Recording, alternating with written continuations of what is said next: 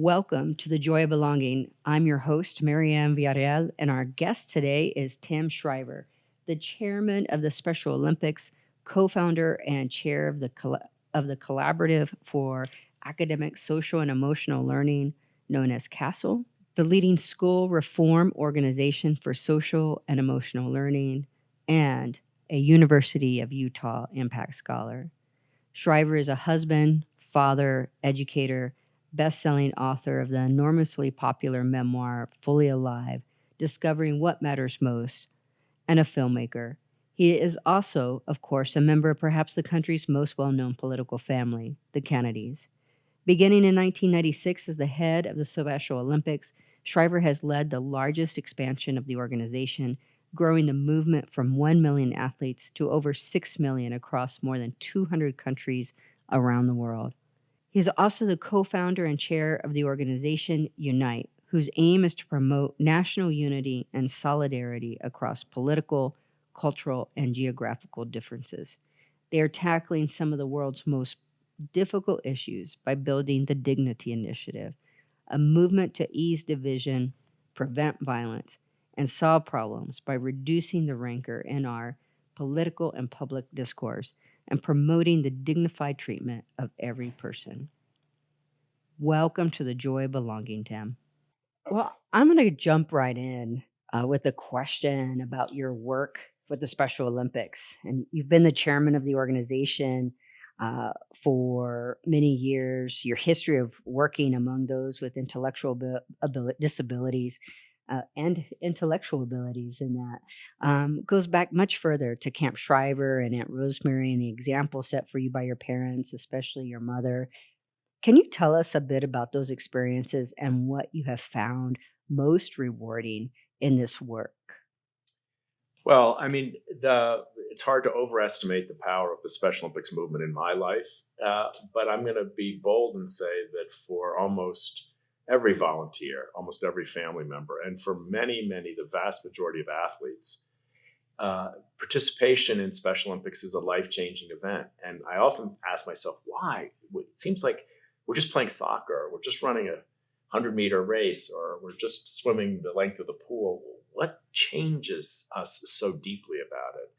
And I think, there are many dimensions of what changes a human being. But one dimension is when we find ourselves in the presence of a dignity bigger, more powerful, more beautiful than we could have dared imagine.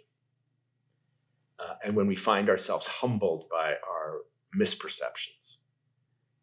I thought it was this, and it turns out to be something so much bigger. It's kind of like a religious experience.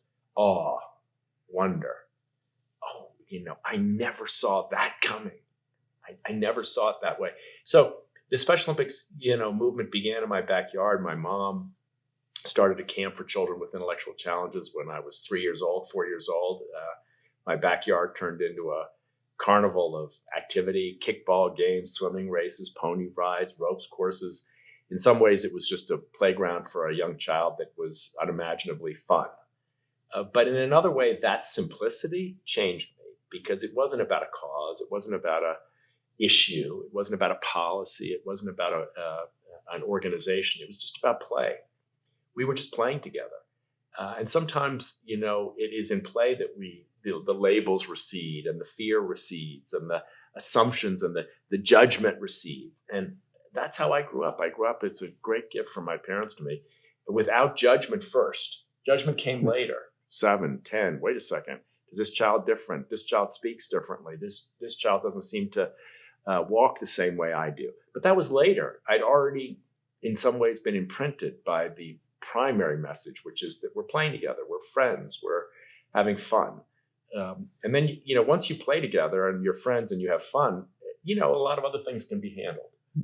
You can navigate a lot of the differences. My Aunt Rosemary was born with an intellectual disability in the early part of the 20th century when most parents would have given up on their children. Many children were allowed to die. Mm-hmm. If they were born with an intellectual disability in those days. There was a eugenics movement that wanted to purge the country of difference in those days. Thank God my Aunt Rosemary survived that and was able to teach her siblings, her sister, my mom, her brothers who were political leaders, but also all of us. That everybody has a gift, and that respecting and seeing and valuing that gift is the great mission in life. You talk about that scene, right? The ways in which being just as that 3, 4 year old, now that 7 year old, and then growing into a young adult, what they have taught you about ways of seeing. Can you talk more about how that has influenced your work? Uh, Certainly you, but the work that you do. Yeah. Well, it's the most complicated challenge really in life. How do we see clearly? Almost every psychologist and even neuroscientist will tell us that the brain is sorting all the time. Okay. We don't see the full range of experience. We see just the lens that we are capable of applying. And we're always applying loads and loads of biases and experiences. We can't help it. It's the only thing. I'm a certain age, you're a certain age. We've got these experiences, so they filter. We're filtering reality. We're not seeing reality, we're filtering it. So the question we have to, in some moments, ask ourselves is, what filter are we using? Right. And can we consciously try to open the filter more broadly? Can we actually work on ourselves to see the bias, the distortions that we're using? I'm distorting the field of data. Just use it that way, right? It's not emotional. I'm distorting the data because I'm afraid of this person, or because I judge that person, or because this kind of person is not attractive to me, not compelling to me, not interesting to me, not important to me. I value this person because she or he is. So we're distorting all the time. The question that Special Olympics asked me is, could you ever get the core filter to be dignity and love? Like, could you ever be just present to the person without the filter distorting the person? Oh, yeah, but she's a Republican. Or, oh, yeah, but he's from there. Or, oh, yeah, but he works in this kind of profession. Oh, yeah, but he's poor, or she's rich, or whatever it is. Could you just ever stop that, take one breath, and look and see with love the person next to you, across from you?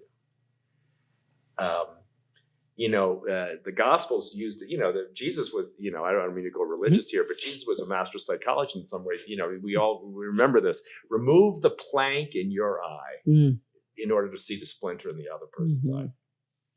Getting that plank out of our eye, that's hard work. It's a lifetime's worth of work. But man, if you just get a little bit of that plank out, if you just pull it out just a teeny bit, sometimes the world opens up and you see, gosh, wow. Beautiful human being over there. Well, I see you're wearing your pin, "Got Dignity," and you just talked about having dignity and love in the everyday, right? When we pull that plank out, and you in your launch of Unite, right, which is the platform to unite us as one. You've launched this Dignity Index, and the platform is ease divisions, prevent violence, solve problems. Uh, I think I hear where the core of that is emerged from, but how does Unite, right, help us? The Dignity Index, as you've launched this now, you're meeting with campus leaders, you're meeting with K through 12 leaders. How do you see the Dignity Index helping us address these problems, these divisions? Well, the Dignity Index is an 8-point scale that shows us different ways that we can respond when we disagree with someone. That's all it's interested in. When you disagree, what are your options? To condemn the person, to kill the person, to listen to the person, to love the person. All these are options we have. Well, you can disagree about whether the window should be open or closed, or you can disagree about whether there should be the taxes should be X or Y or Z. You can disagree about whether to have, raise your children in such and such a place. I mean, there's a lot of things we disagree about in life, and life is full of these moments where we have to make decisions. Now, you and I do not agree. Now, what do I think of you? How do I describe you? How do I listen to you? The Dignity Index is an invitation to see for yourself making those choices. We like to call it a mirror. It's not a judge, it's a mirror. So you just see, oh, I'm using a lot of contempt right now when I describe this person. Okay. Now here's what happens. It exposes contempt. And contempt thrives by disguise, right? So almost always when I treat someone with contempt, it's disguised as principle. He deserves it. Mm-hmm. Look what he's done. I should hate him, or I should destroy him, or I should try to get his job, or I should try to dismantle his position. So my contempt, though, I don't see. I see it in disguise. I see it as principle. This dignity index is trying to just awaken us to the use of contempt. Doesn't say you can't ever use it. Just says be aware that you are now treating someone with contempt. And right now in our culture, we have this hidden virus. It's hiding in plain sight, but most of us don't see it in ourselves. We see it in others. If you talk to the average person in either Republican or Democratic, a conservative, progressive, black, white, rich, all these divisions that we have in our culture, most people will see the contempt in the other side, but not in themselves.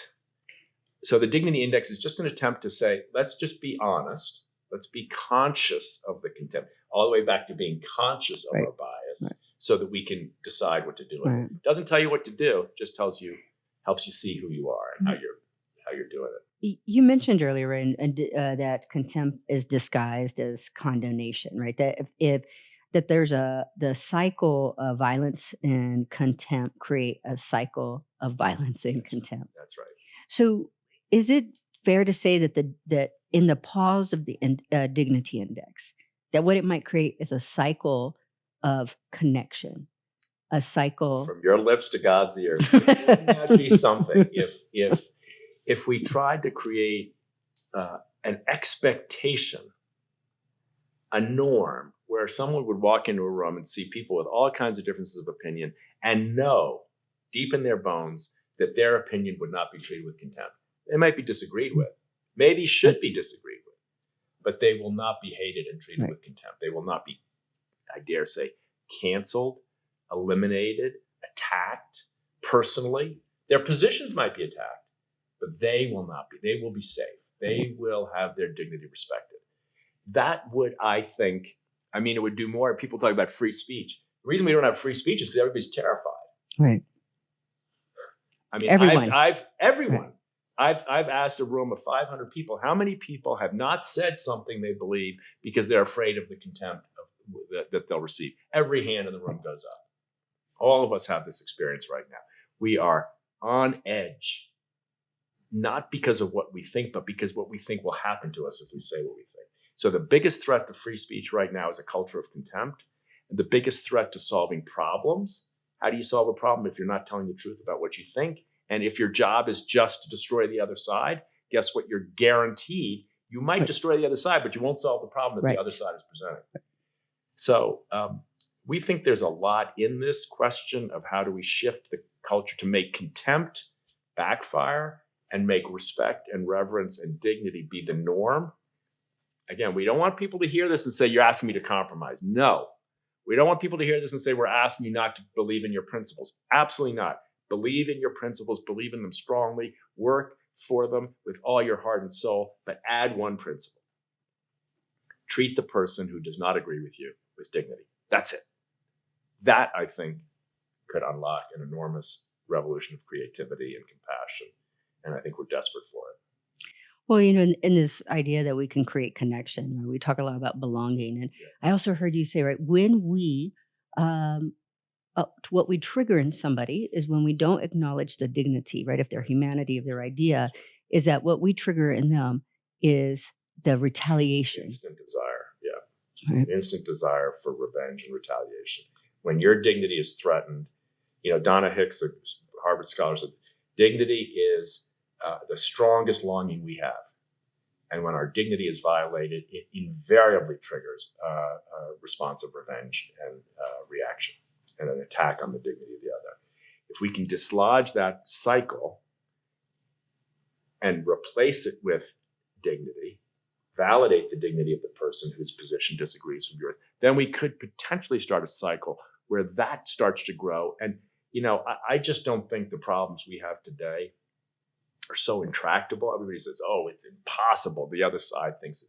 First of all, our understanding of the other side is so distorted. Right. I mean, Right. we have lots of polls that say usually if you're a Republican, your perception of Democrats is usually 20 to 30% off. Same thing true the other way. Right. So you're walking into the room already. Remember we talked about that lens? You're walking in with a distorted lens. It's not accurate. It's not even whether it's fair or nice or kind or compassionate or dignified. It's inaccurate. Right. You think the other side thinks something they often don't think. So we're in this cycle that leads to violence, that leads to dysfunction, that leads to unhappiness. I mean, we've talked about this. This is not just a political issue. When we look at the epidemic of loneliness in this country, we look at the epidemic of anxiety, even depression. We look at our 12 and our 14, our 18-year-olds level of despair about the future, despair about themselves. This is a direct outcome, in my view, of a culture that has normalized hatred and contempt for the other. If you're really scared to death of other people, it's no wonder you're lonely. Right. It's no wonder you don't see a future. It's no wonder you don't see any value in yourself. So this is not just a cultural or a political thing. This is a mental health and a spiritual disease as well. And the toll is unspeakably sad and requires, we think, immediate, urgent, dedicated attention. Like I said, we think there's an issue that no one's paying attention to. The issue is not immigration. It's not taxes. It's not education. The issue is contempt. Let's pay attention to that issue, try to dislodge it, and then we think a lot of other things will free up to allow us to be better problem solvers and listeners and community builders. And I know in hearing you speak, that the Dignity Index would not be the first time a tool like this might be used in a K through 12 system. But where do you see the Dignity Index being integrated into opportunity for young people? Look, we know we can teach as early as kindergarten. We can teach children how to calm down when they get elevated, when they get stressed out. We know we can teach children in very early years how to be better listeners, how to listen for understanding instead of for response, right? How to listen and mimic or repeat back to someone what they've said to see if you're actually paying attention. We know we can teach children in middle school how to disagree without being disagreeable, how to state your position without attacking the position of someone else. These are not just things you get in osmosis or you have to see your mother or your father or your caregiver do for you. You can actually get trained in them the same way a lawyer learns how to analyze the law, or a doctor learns how to analyze the body, or a electrician learns how to analyze voltage. We can teach people how to be more capable of productive relationship skills and productive disagreement. It's not rocket science. We need a commitment to it. And we're seeing in many of the social and emotional learning programs around the country, some of which people like, some of which people don't like. That's okay. But we can see where these skills are taught, that kids are happier. Their test scores go up. Right. I mean, people say, well, what does this have to do with test scores? I tell you what, the test scores go up when kids feel safe, right, when kids feel motivated to learn, when kids don't feel threatened, when kids feel that their voice matters. Guess what? They become better learners. So you want reading scores to go up? Reduce the sense of hostility and fear in the classroom, and you're going to get, I'm just saying, you're going to have reading scores go up. It's not rocket science. So we can do this in schools, and the Dignity Index could be a part of that, where kids learn, maybe in middle or high school, how to look at the range of options that they have when they respond to someone with whom they disagree. Mm. As impact scholar here at the University of Utah, one of the pieces that has, I think, really grown over the last year is that you started, the new group of Students for Dignity. We're seeing that same student organization now emerge on other college campuses in greater interest. What is your ideal, your hope, your aspiration, not just for the growth of those student organizations, but what they can do together with people like myself in my offices for our campus cultures? Yeah. Well, look, I don't want to speak for you, but my sense of what you're trying to do here, which is so urgent and important, is make the campus safe and understanding of a broad range of human, cultural, social, sexual differences, right? So you're trying to create a sense of safety on this campus that respects the distinctions we have treats people with dignity. You don't have to agree with each other, but we have to treat each other with dignity. That's what you're trying to do. That's what our students are trying to do. Actually teach people how to do that. A lot of people would like to be able to do that, but they really don't know how. They don't know how to say, hey, wait a minute, I don't agree with that position. If I don't agree with it, that means I have to fight against you. No, it actually does not mean you have to fight against you. It means you have to listen to you. It means you have to treat you with dignity. And it means you have to stick for your position, right? And if your position is A or B or C, work for it. But you don't have to attack the other human, right? You don't have to do that. So look, I hope that the Students for Dignity will help people learn how to navigate these very often very toxic conditions. Number one, I hope it'll make students more likely to flourish and be happy. And I hope it'll help build a groundswell that will change our culture. Now you could say, well, you've only got 20 students. You're going to change the whole country. And I go back to Margaret Mead, who paraphrased said, never doubt that a small group of committed people will change the world. It's the only thing that ever has. So we start here in Utah. We go to campuses in Pennsylvania or Iowa or Florida or Michigan or Georgia or California or other Washington State or other places, Nevada. We'll go there. We'll start with a small group of committed people, and watch out. When you get a small group of committed people, don't underestimate them. What is the most surprising thing you're hearing from people as you meet with them as they say, we need this on our campus? Besides that, what are you hearing is their desire in having a student group who can lead this tool for us to learn from? I think people are just desperate for a rest. Yeah. I think we're so exhausted. We're so depleted.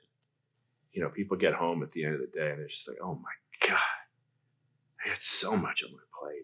And now my son is this, or now my spouse is that, or now they want me to do this at work. And now did you see what happened in such and such a place? And now this is changing. And now people are just overwhelmed. You just hear people, God, is there any place that could just give me a chance to rest? And I think they see this dignity index and they think, oh my God, I could just have a conversation with someone and not be scared. And not be worried. Not worry that my daughter's going to yell at me if I say it wrong. Not worry that my parents going to yell at me if I say it wrong. Not worry that my boss is going to catch me. I'm not worried that I'm going to lose my job because someone found out that I wrote something last week. Oh my God. So I think we're really we're at a precarious moment where our exhaustion and our fear are really taking their toll. And I think I hear from a lot of young people, goodness gracious, this is a break. Yeah, that is, I think, evidence in how we're seeing participation and where people are choosing to spend their time. And there is that level of exhaustion of how much do I continue to put myself into something, and to what end. As we come to a close here, I'm going to bring this back to your Aunt Rosemary. You write the route to becoming you write the route to belonging for people like the children at Camp Shriver and my Aunt Rosemary was not easy. So I'd like this podcast, The Joy of Belonging, I'd like to bring back, what was that sense of belonging, that importance for feeling fully alive and connected to one another, for building community that continues to live at the heart of what emerged from Camp Shriver, and the joy of seeing your Aunt Rosemary be fully embraced. I'll just paraphrase the wisdom we've heard from so many different places. Belonging is achieved by giving it away. You give to someone else who is on the margins a sense of participation and belonging. Guess what you get? You get it back. Right. Long ago, the Hebrew prophet Isaiah wrote that when you give yourself, when you give your cloak, when you free the oppressed and the hungry and you clothe the naked, beautiful sections there in that book. But what he says at the end is, you shall be known as a healer of the breach. We live with so many people on the other side of a big breach. Hmm. That's what happened to Rosemary. She was on the side, on the outside of a big breach. There was a gap between her and the rest of the world that her mother and her father and her brothers and her sisters tried to bridge, and they couldn't. They tried and they worked and they sought help. And my grandmother would say, day after day, my mom would repeat this. My grandmother would say, "There's nothing for Rosemary. Nothing." She was on the outside of the circle looking in. Her family was trying to find a way to heal the breach. If you're on the inside, cross over. You will find the belonging you're looking for by giving it to someone else. It's beautiful. Thank you. Thank you so much for your time today. Thank you. Thanks for having me.